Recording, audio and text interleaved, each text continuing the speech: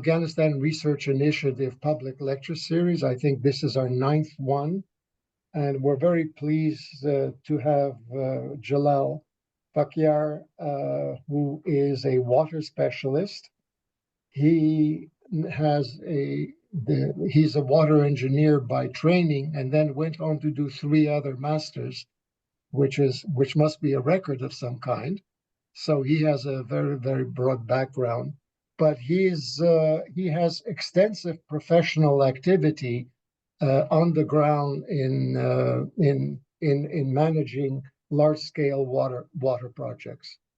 So this is about the Qush Tepa Irrigation Canal that will provide 500 hectares, turn 500 hectares of desert into farmland, and can significantly improve the country's urgent food security issue.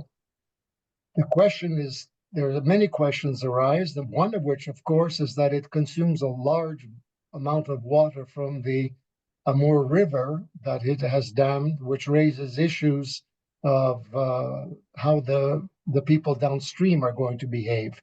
And so these are the issues that Jalal will address. This is a piece of research. You can see the publication.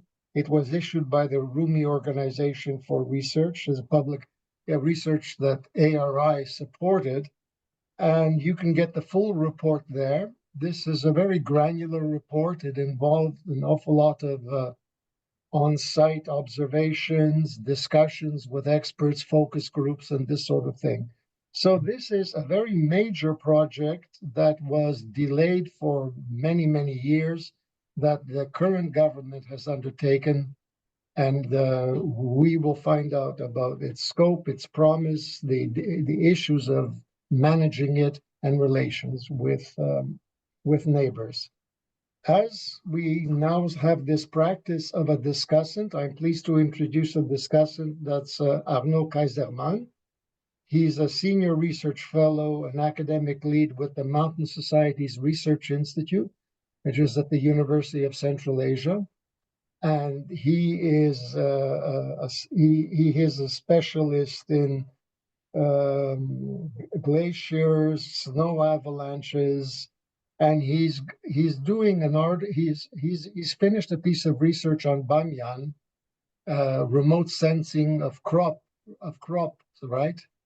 And that is shortly going to be published. So, and this was done jointly with our partnership with Bamyan University, and he's going to be the discussant. So Jalal will speak first for about 30 minutes, 35 minutes.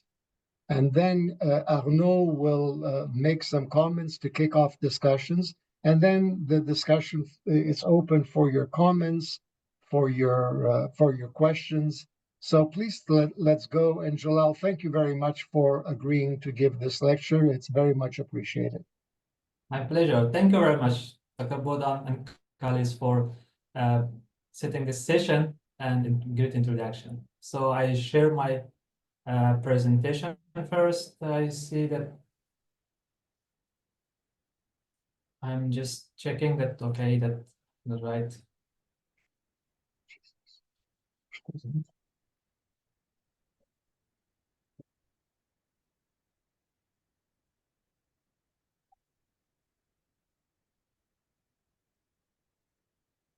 Okay. Yes, we can see you. We can see. Okay, fine. Okay. Thank you very much. Thank you all for joining this session. Today, our presentation starts with the title of Food Security and Transponder Water Governance, a case study of Qush Tepa Canal in North Afghanistan. Through this session, we will go to some contents. We have some introductions, just with introductions, we will go to have some discussions, a schematic map of the area and river basins of Afghanistan. We will have discussions, conclusions, and recommendations. So if you see that, okay, Afghanistan, why Afghanistan started this project as economic growth, job creation, and food security were central to long-term security of Afghanistan. the government of Afghanistan, I mean the previous government, Islamic Republic, government of Afghanistan recognized that agriculture, transponder water management, and rural development are key inclusive to the development, and they need renewed and strategic long-term investment. Further, the government of Islamic Republic of Afghanistan acknowledged that increases in agriculture productivity utilizing internal resources such as water and market access for smallholders are critical for rural development, job creation, and food security in Afghanistan. In agrarian countries and economies like Afghanistan's, high yield in agriculture, access to non-farm rural earning activities, migration of family members to cities, and transition to wage employment are milestones on the path to prosperity. But these options can only be achieved by paying attention to production, risk management, by investing in climate-smart agriculture, by promoting agricultural trade, and by integrating smallholders into the value chains of commercial agriculture. In turn, such efforts need to be coupled with an enabling policy environment for private investments into commercial agriculture and with functioning agriculture sector institutions that generate and diffuse the new technology necessary for long-term increases in productivity and that ensures the quality and safe products. Since manufacturing in Afghanistan was in infancy, and still it is, and the jobs to be created in the mining sector will be largely for skilled and semi-skilled workers, agriculture will remain the main driver for economic growth and biggest employer in Afghanistan for the foreseeable future. As outlined in the National Agriculture Development Framework, which was documented in 2009, the government strategic framework in agriculture had four programmatic pillars: production and productivity, economic regeneration through the development of value chains, natural resources management, especially water, and change management within the Ministry of Agriculture, Irrigation, and Livestock. Based these four pillars, a number of sector-specific policies, strategies, and laws had been developed. Even once they were adopted, serious concerns remained about the institutional capacities of the relevant public institutions to implement such a broad range of interventions within the realistic time frame. Serious questions arose too about whether the necessary financial resources will be available in an era of fiscal tightening. In view of these challenges, it was wise to adopt a more selective approach, focusing first on the subsectors and areas where early gains will be easiest to achieve, and the expectation that the rest of the sector will follow. This agriculture sector review had identified such a first mover strategy consistent with the National Agriculture Development Framework. It was envisaged that this more selective approach is necessary in response to anticipated decline in foreign aid and could serve as an initial phase in the long-term agriculture transformation program, providing an early boost to productivity growth, employment creation, and food security for Afghanistan. So the government of Afghanistan initiated again after a long time this canal. We want to move to the schematic where this project is located and how it looks, this Amu River Basin schematic looks like. As you see in this map, that initially this Amu River, Amu Darya, starts from Kyrgyzstan. Just let me also point here. It starts from Kyrgyzstan and through the Qush River to Tajikistan, it's flowing to Amu Darya. In the Qush River, we see several hydropower dams and cascade dams also already constructed before Qush Tepa Canal. It is also by Kafir Nagam and other from Pamir from Afghanistan side also contributing to this river. After reaching to the border, almost border of Tajikistan, and Uzbekistan. From this side that we see as Afghanistan located, that Qush Tepa Canal is implemented now. And the water is flowing, it's up to the downstream countries, to Uzbekistan, Turkmenistan, and finally to RLC. We will discuss this later. And we see that, okay, what is the potentials of Afghanistan here? Afghanistan, as we see, it is the landlocked country, which has 5 major river basins. One of them, the Helmand River Basin, has treaty with Iran, which was signed in 1973. And the rest 4, which are contributing a large amount of water. For example, Kabul River Basin yearly delivers yearly 22 billion cubic meters of water to Pakistan without any treaty or any agreement. The same with Hayrey Road, which is flowing water to Iran, as finally reaches to dam, which is at the border of Turkmenistan and Iran, as known Dusluk or Dusti Dam. Similarly, Panj-Amu, which flows water to Amud area without an impact from Afghanistan, and North River Basin, water flowing to Amud area at reaches to RLC Basin, which is mainly used by Uzbekistan and Turkmenistan. So that's Afghanistan initiated the Qush Tepa Canal that now we want to focus in this canal. This case study that we studied is focused in the North River Basin of Afghanistan. Initially, it was part of 1976 5-year development plan by First Republic government of Afghanistan in Daud Khan's regime. After that, there was internal change, government regime change in Afghanistan, and this project remained as it was. Till the development as NADF, National Agriculture Development Framework, that okay, that agriculture should be the first mover. In 2017, I was responsible to start again this project. We started this project from feasibility study, which was funded by the USA. And technical works of this project completed. As you see that the majority of these people are of Afghanistan are dealing with agriculture, so it was a good option to move with it. There are 3 provinces in the North River Basin that this canal is passing through. However, there are 5 provinces, including Saripol and Samangan provinces, including Balkh, Jawzjan, and Faryab. And this canal is passing through Balkh, Jawzjan, 2 Faryab provinces. And here on the left side, you see a table that brief informations about each provinces are here tabulated.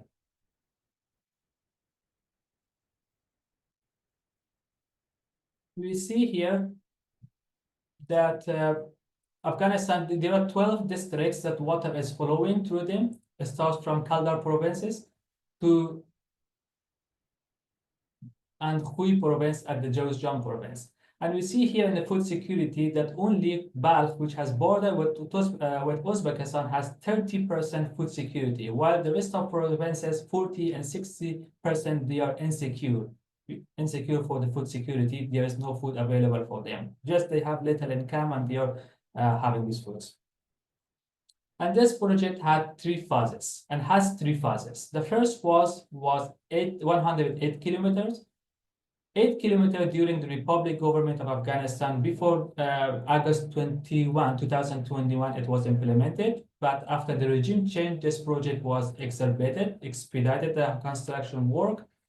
And 108 kilometers completed within almost 2 years, less than 2 years. But the rest of the project, the phase 2, started from Dawlatabad district to Anhui. It's almost to the recent news that we have updates that we have is 85 to 90% it is completed. Currently, the work is going on over the headworks and the Amur River.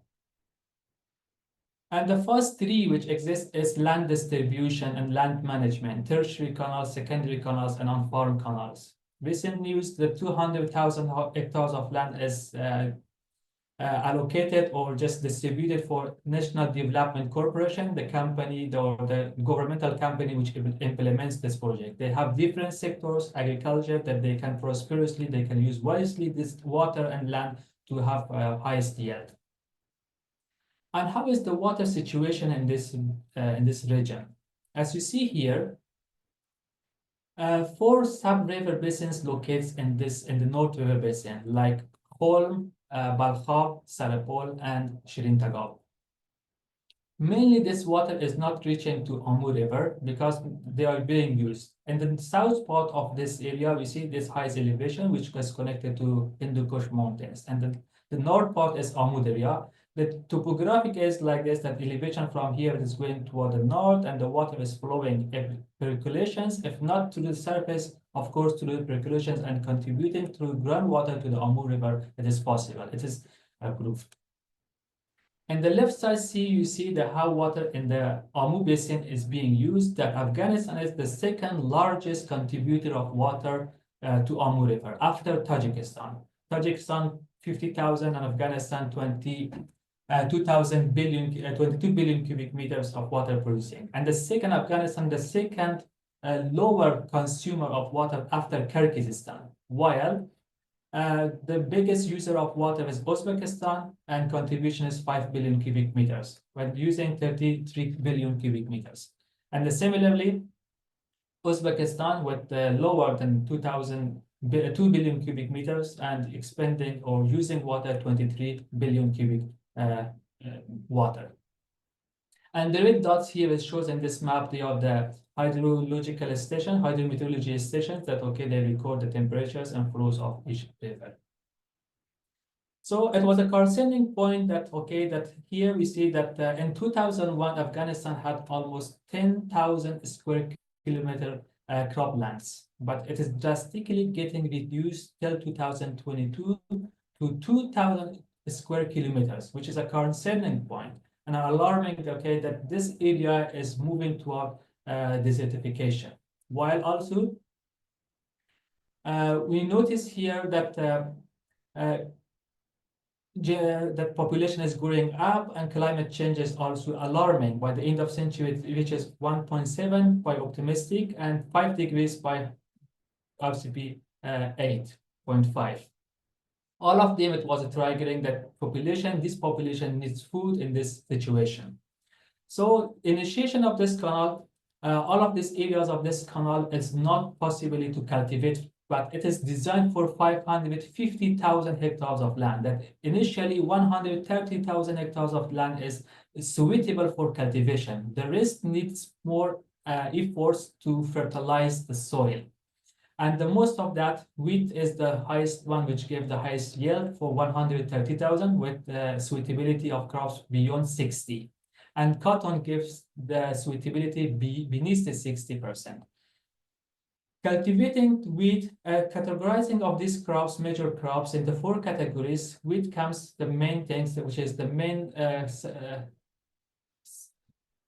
food or food we can say for people of Afghanistan, that it will be the major productions, and orchards will give the highest yield for revenue for the Afghanistan. Totally yearly, after cultivating this area, at initial years, with all the infertility of the land, will give for almost 400 millions for the, it helps for the GDP, I mean for the budget of Afghanistan, which distributing this one gives almost $10 per person, which is not a high amount of money. But this could be used as for projects, for investing of this money for other projects, definitely will have impact. If we move forward, okay, that how much now, this $400 million, how much it will cost? Yes, here we see that, okay, 10% of wheat is produced in the north side of Afghanistan. After this, before and after project of this cultivation of this area is getting produced. This project, sorry, from rain-fed and irrigated of this area, 10% of need of Afghanistan will be received. While Afghanistan needs 6.5 million metric tons of wheat, and it's possible for Afghanistan to produce 4.8 million metric tons of wheat by internal cultivation, and the rest is being imported from other countries, mainly that we see from Uzbekistan and Kazakhstan. Yes, and how much water this need? This is the very important graph that we just here, that Afghanistan needs during cultivations of this 550,000 hectares of land with all the crops which are in highest peak in the peak demand of water and in temperature of impacts of climate change, considering that one, that okay, how much it impacts the evaporation and water demand of the crops, we see in one day 36 million cubic meters of water needed. This amount is about 426 cubic meter per second, which is almost at that duration at the peak level of July is almost 1/4, or sometimes we see based to the year of rainfall water year, it's half of the flowing in the Amud area, which is alarming for the downstream countries, Uzbekistan and Turkmenistan, because their cultivation also is in highest water need. So considering this graph, okay, that the months from April to September, it shows the months for 6 months, the highest water demand for the canal. And during these times also we noticed that water is flowing more because the glaciers which are melting in the mountains of Pamir and also in productions of Tajikistan and Afghanistan, they are also flowing. Yes, for the short term, this amount could be achieved in the middle time because temperature it is melting the glaciers, and for the long term, when the glaciers finish, there will not be much water to be used for agriculture of these countries. And it is time for the countries to think wisely and come with initiative minds to how to use this water wisely and cultivate all these areas. So and considering this point and here when and how much, that we come to transponder water governance. This transponder water governance that you see, Afghanistan does not have any treaty or agreement with Central Asian countries. Previously, it was with Russian Federation, but it was before the independence of Uzbekistan and Central Asian countries as total. And also, Afghanistan is not part of Almaty agreements in 1992 and IFAS, International Fund for Saving RLC. This is not also Afghanistan part of that. Maybe Afghanistan was not intentionally added or anyhow, but these times was Afghanistan in internal or civil war, busy with those ones. Also, Afghanistan is still not and is not part of the Joint Commission of Central Asia and Afghanistan to how to manage this water. Recently, after the construction of this canal,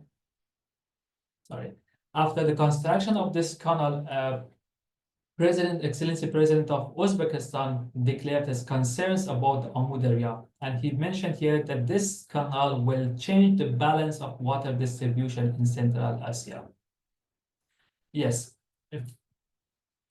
And okay, and based to him, he has requested, he mentions here in the tweets of the news that okay, that there should be some joint commissions, some meetings should be held with the current administrative government of Afghanistan that we see in the lower part, that representative of Uzbekistan to Afghanistan had couple travels, and he is announcing the third round of Qush Tepa negotiations, which will be held in Tashkent. The first one was in Kabul.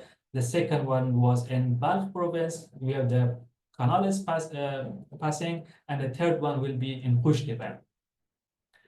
So all of them, they are emphasizing that Afghanistan has water right to use it, but the only concern remains is when and how much. This when and how much is not only really dependent for Afghanistan. Why? Because Afghanistan is not only user of this water of this river, but this amount of water, how much it is flowing, depends to outflow of water from the Cascade dams and Rogon and Norak dams in Tajikistan, because the inflow and outflow of those water are not the same, so it definitely impacts. So it means by collaborations of all stakeholders from upstream to downstream to jointly work together and address this challenge which is coming. It is time also that Afghanistan, it is not going to use 6.5 billion cubic meters at the one time. As I said, that the land is not fertile. It needs a lot of efforts to make them fertile and make them ready for cultivation. This is opportunity. This is a time for the downstream countries to revise, to check their plans over their agriculture, and the method they are irrigating their lands, and avoid or stop water waste, irrigation water waste, which is happening at their areas. So it is an opportunity for them that this could be done. So if we discuss these points, that we see that this canal has economic impacts for Afghanistan, it will create jobs for Afghanistan people, because the main concern for this country is mainly these two, beyond other things as we can see. And Uzbekistan have expressed concerns and potential impacts of this canal at climate change. Yes, Afghanistan also is getting impacted by climate change, the same as the Central Asian countries are getting impacted. This canal is expected to reduce downstream countries by almost 10 to 15%. Water is flowing. Yes, totally it is 10 to 15%, but the peak demand is happening in July. If this project gets successfully implemented, it will address food insecurity and desertification, and increase Afghanistan agriculture exports, and also increase the GDP for Afghanistan. Of course, there are challenges, including larger scale investment needs, long project milestones, and from other countries, it's also needed that they also participate and about its feasibility, environmental impacts. They should do feasibility study. They should go through how much water they need. It is also necessary that downstream countries express how much water they need and when they want. It is also important. And what is their threshold that this water should be thrown? As far as I know, it is really difficult to find out these numbers at the AUCs. In conclusion, that we see, if we have time, we see that the Qush Tepa Canal has significantly affected the agricultural irrigation system of affecting the downstream countries, and however, adopting advanced irrigation systems and innovation agriculture practices can mitigate these impacts, potentially improve agricultural productivity.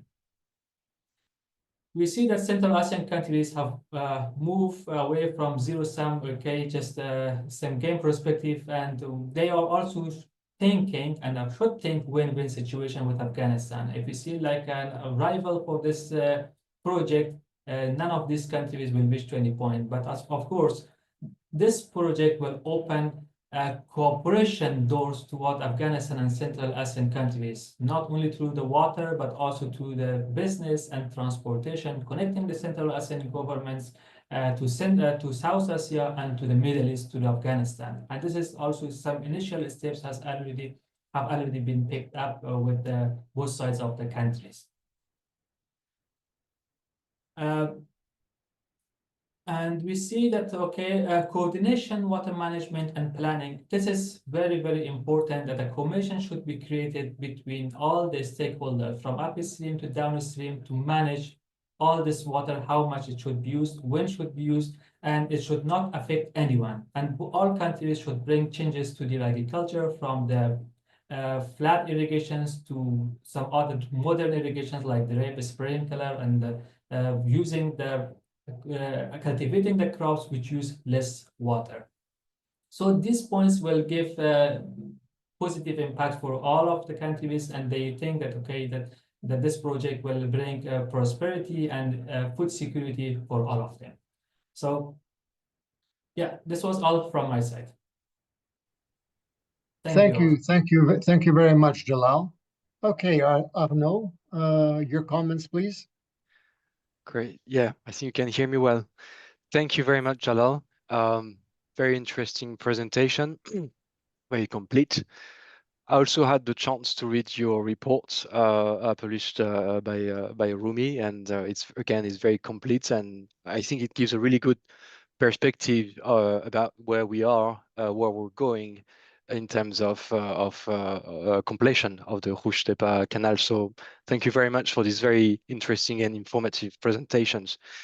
So of course, there are a lot of things to discuss, and I suppose we won't have time to discuss everything here, but I think maybe one of the first things to mention is that the concern of the government, the previous one and the current one, about food security is very laudable and very important for the country. So such infrastructures indeed could help the agricultural sector and overall the economic of Afghanistan, and that's for sure if it's properly designed, as you know very well, Jalal.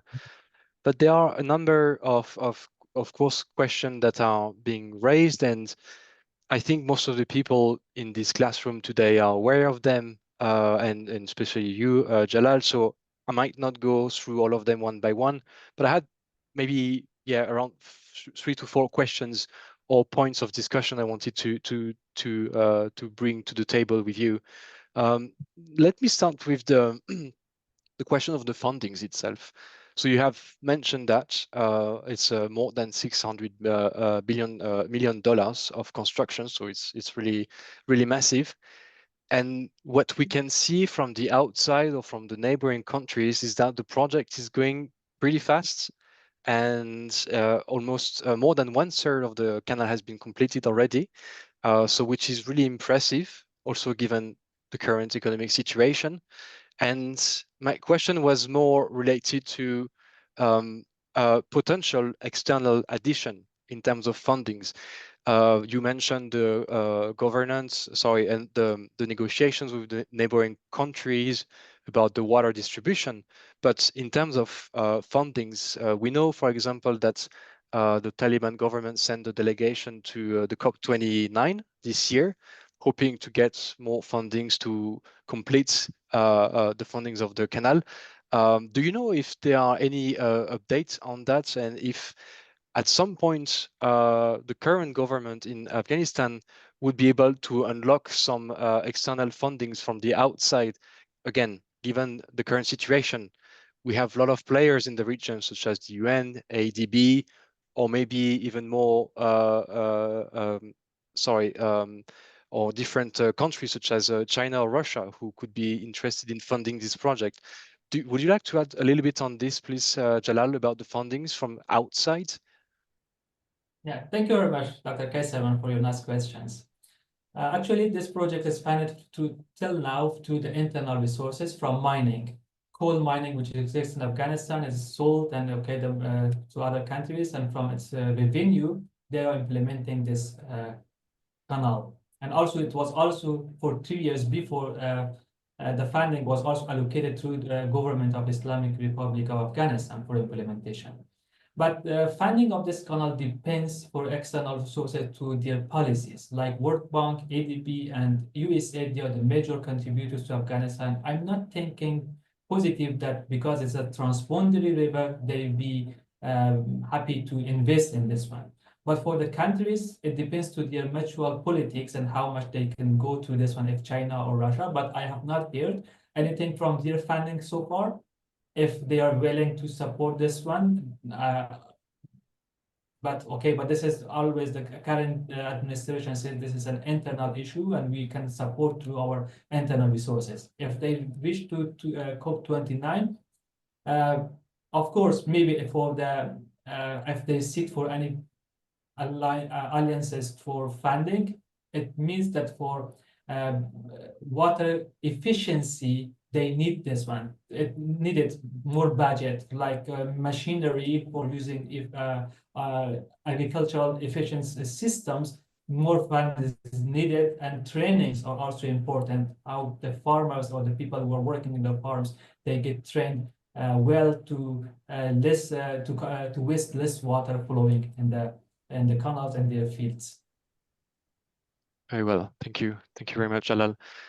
So yeah, I understand that since it's a transboundary river, potential stakeholders from the outside may do not wish to interfere in this project that much, but there are many things around this project or in Afghanistan itself which might bring the attention of international donors again, and this time people like USAID or IDB, because in your, again, very nice presentation, you mentioned external potential issues related to the canal. So we decreased the discharge of a major river of Central Asia.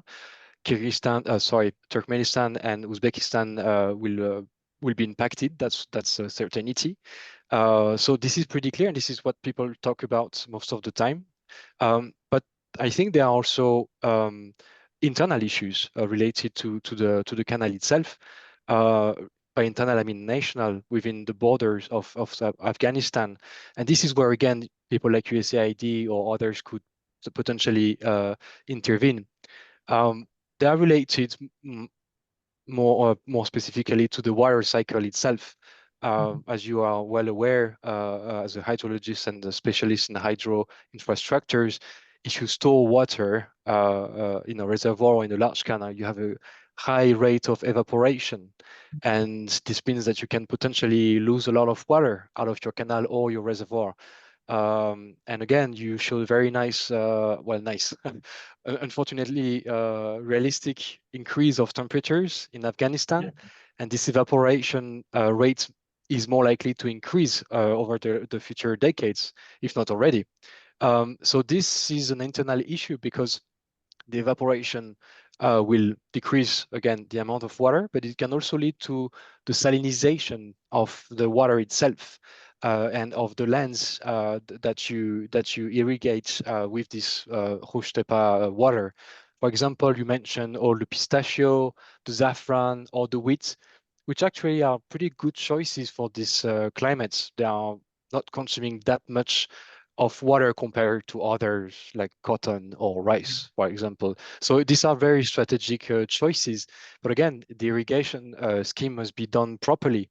And if you irrigate water that is salty in the end, there will be an internal risk of seeing the production or the biomass production decreasing drastically. We already have, unfortunately, a lot of examples in the region of irrigated water with salty water, irrigated lands with salty water, which decreases the pistachio yields of Iran, for example. So could we discuss a little bit maybe these internal issues and their potential solutions, but those are really expensive. It is possible to desalinize the water with some processes, so-called osmosis pumps, which filters basically the water. But these are, I think this will be mandatory given the location and the rate of evaporation in the region. But these are extremely expensive as well. So on the long term, what is your vision of that? Do we have such a strategy to take into account internal risk, such as high evaporation rate or salinization of the water? Yeah, thank you very much. Indeed, if we see through the flow which is flowing in the Amud area and Kirki station between Turkmenistan and Uzbekistan, the flow is yearly averages 68 billion cubic meters of water. And only this water is used in the canals of Turkmenistan and Uzbekistan. How much hectares? 50,500 hectares of land in Uzbekistan and Turkmenistan, and the rest in Kerchi Canal in Uzbekistan, and some part is going to RRC, which is reaching to RRC 10% of this water, but some report 7%. Where are this water going? Of course, it is getting evaporated. Most of this water, instead being used, it's getting evaporated. This canal is not an exception. It has evaporations, it has water loss at the initial stages. Everyone admires any canal at the beginning, it has problems. But as I see in the plans that we were working at that time, yes, some alignment of this canal, some long distance of this canal is being lined. Concrete lining is being done to prevent infiltration going to the ground and avoid salinity, to increase the water level and salinity for the crops that, okay, it will mix problems. But some parts that, okay, that there is high elevation is much more, that it doesn't bring salinity to the ground level and impacts the crops.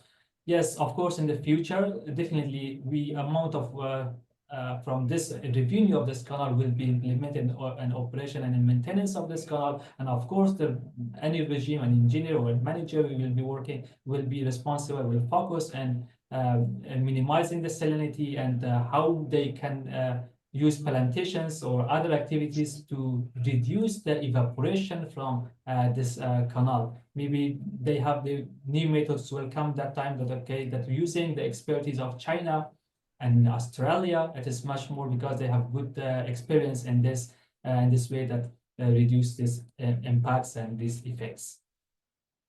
Right. Yeah. Thank you. There are indeed a big number of technologies, and I think that the irrigation scheme, I mean, this 550,000 planned irrigated lands, which is, by the way, as big as Brunei country, so it's something. It's not small, and I think that given the literature that we have, given the knowledge that we have in the region about irrigation practices, the best crop to cultivate under similar climate or under climate change, I think this whole Tepa adventure, if you allow me the word, would deserve, can show the best practices in terms of irrigation practices, because there are some offsets of, fancy or expensive irrigation techniques, such as drips. You mentioned the drip irrigation system, which is great and functioning pretty well. But again, it's an expensive technology, as you know very well. And the risk also with drip sometimes is that the water that you save on your plot scale with the drip system, well, if you have another land available for this, you will reuse the water that you saved anyway in order to increase the income from agriculture. And all of this is very natural, but these are like very complex issues interconnected to each other that are necessary to foresee.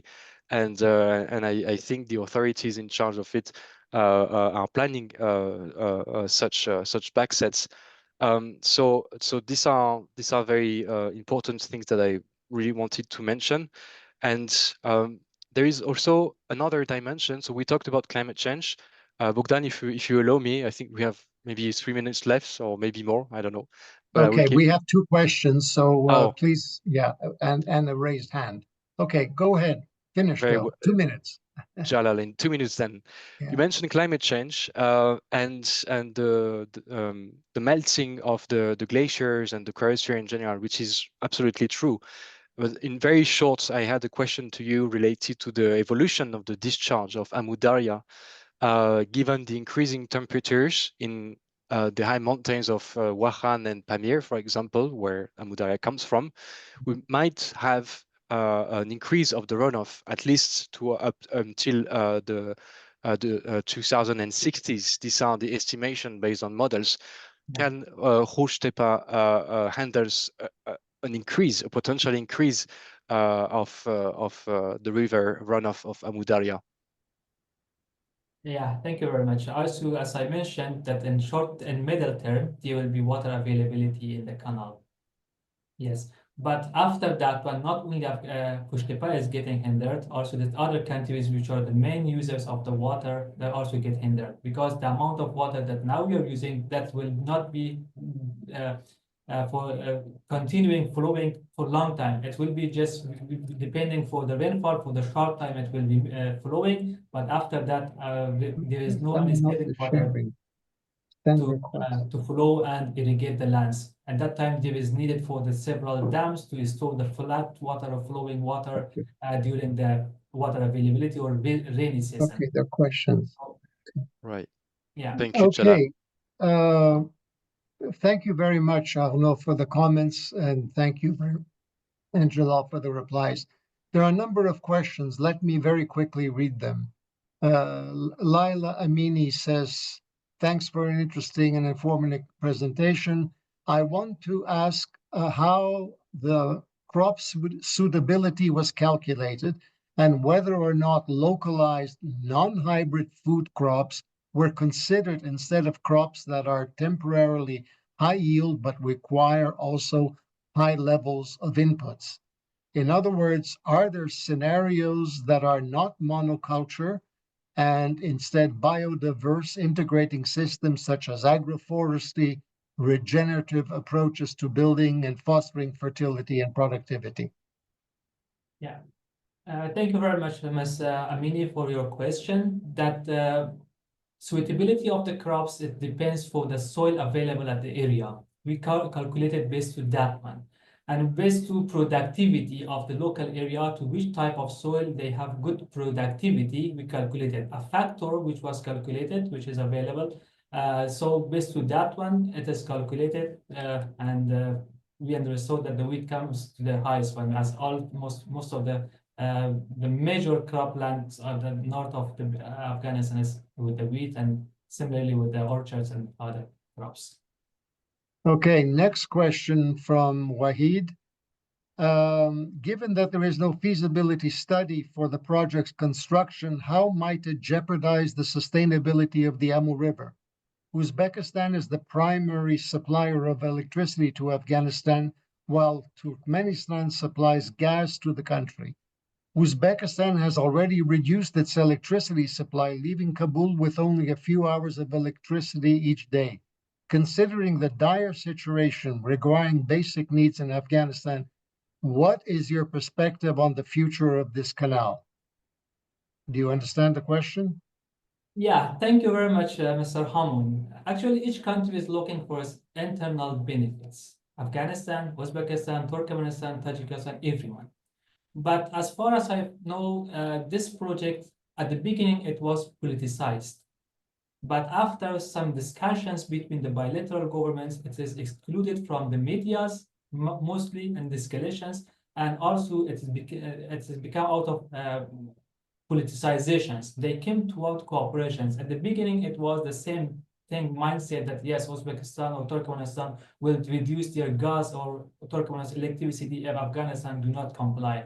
But we reached to this point that yes, they confirm the water rights of Afghanistan, even it's right of Afghanistan, but they are coming toward cooperation. But if Afghanistan does not have electricity, if Kabul does not have electricity, at the same time, population, if you are criticizing from Afghanistan side that there is no water, well, of course, population of Uzbekistan will also criticize their government if they are in the demand of electricity and not being used internally and exported.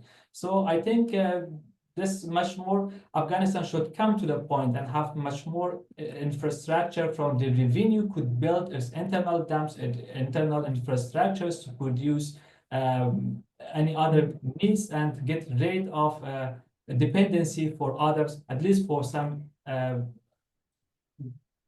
important things like electricity and gas and other resources. Okay, two questions from Asel. And are there parallel interventions to prepare the soil for irrigation? That's one question. And the second one, are there any plans for internal resettlement of the population to the new irrigated lands? Good question. It was somehow political question at the beginning when this canal was implemented during this current administration government. There were some chaos that some migrations from Pakistan is going to be settled in this area, but the current government refused this one, that no, it will not be done. So after that, this issue became quiet, and we didn't also hear any concerns from the neighboring countries as well. So in the beginning, they had concerns about this issue, and also local populations, local residents had this issue, but it seems that they don't have this concern, except with the Kuchis that they are okay. This is internal issue that Kuchis are moving from one place to another place. But in future, I don't think so, because 200,000 hectares of land is allocated for National Development Corporation, because we have a plan, farming plan for that one to implement that part, and the rest of the lands will be distributed for mainly initially for the local people to start their farmings and cultivating and investing over agriculture in Afghanistan. Okay, well, the next question is related to your answer, the end of your answer.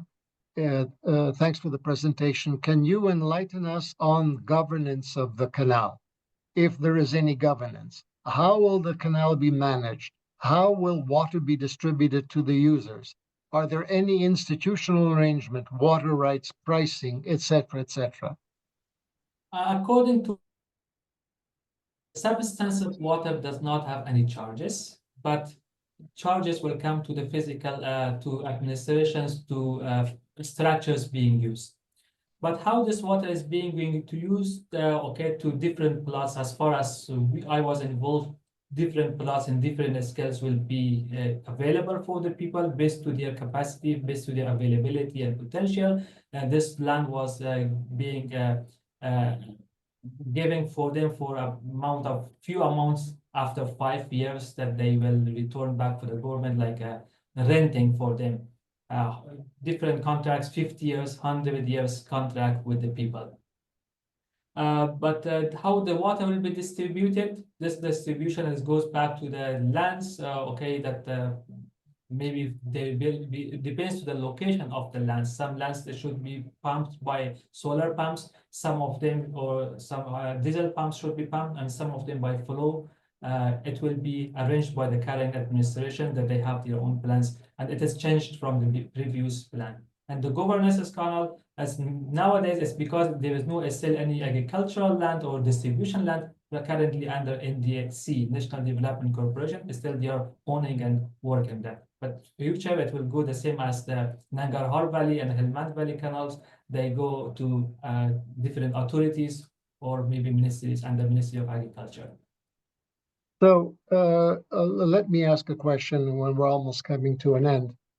Jalal, how you said the canal is 1/3 complete? One third, almost sorry. First phase is completed. Second phase is 85 to 90% completed. The third phase, land distribution, tertiary canals and secondary canals, this is still in progress. So the first third that is complete, are there secondary canals that are irrigating land and people are doing something with it? It is not yet started, but still they are constructing some bridges over this canal because has displayed the agricultural lands for that one. But it will come under phase 3, which are going to be started. Okay. So you mentioned that a good swath of that land is going to be owned and run by a government corporation? Yes, NDC. This is National Development Corporation. Yeah. So what are they going to do? This is have a big state farm? Yes, they have different sectors, different departments they have, from constructions for the management of, for example, agricultural lands, or bringing some new initiatives they have, because previously it was administered under the administration office of president, somehow with that one it was. So do you mean to say that the land that is going to be managed by the government corporation is going to try to do large-scale commercial farming as opposed to farming in small households? They're doing big farmings, yes. It is another new project for them to do big farmings. Well, I hope they know what they're doing. It depends to their capacity and capacity available in Afghanistan. Of course, they are doing well and also using the expertise of Uzbekistan and Turkmenistan and other countries, which helps them to move better. Yeah, but the Uzbekistan is an example of how not to use water, because they grew cotton with that water. And that was the genius of the Soviet Union, to plant cotton on a desert, which required huge amounts of water that Kyrgyzstan had to supply, and created all kinds of problems for enough water for electricity generation. And the upstream countries would complain, saying, why do you need all that much water if you have such appalling practices and you're growing the wrong crops? Can this be an issue? As far that this project is going to be implemented for securing food for Afghanistan, it is not as far as I'm thinking also, that it will not go toward cultivation of much cotton rather than producing food crops. They are going to produce food crops first because this is their initial need of the people of Afghanistan, instead of cotton. So Uzbekistan and Turkmenistan, they are the biggest producers, and as sufficient they produce, and food is much more needed for Afghan people at this area. Are there any questions from the participants, from the audience? If not, then I think we can end here. Jalal, I want to thank you for a very, very interesting topic. I think it's very interesting that this is a project that was in the planned for years and years and years, and only happening now. And one hopes that this does improve. This does happen because the country's food security situation is perilous. Arnaud, thank you very much for your comments. And I really want to thank the participants. We had a very good turnout. And thank you very much for asking very, very interesting questions. Just to let you know that this lecture is going to be available on UCA's ARI, UCA's YouTube, and will be viewed and can be viewed by others who did not participate in the lecture. So thank you very much again, and I wish you a good day. And again, Jalal, well done. A very, very interesting paper. Thank you. Thank you for that. Thank you, Jalal. Thank you all Thank you, for Bogdan. attending. Thank you all. Bye. Goodbye. Bye.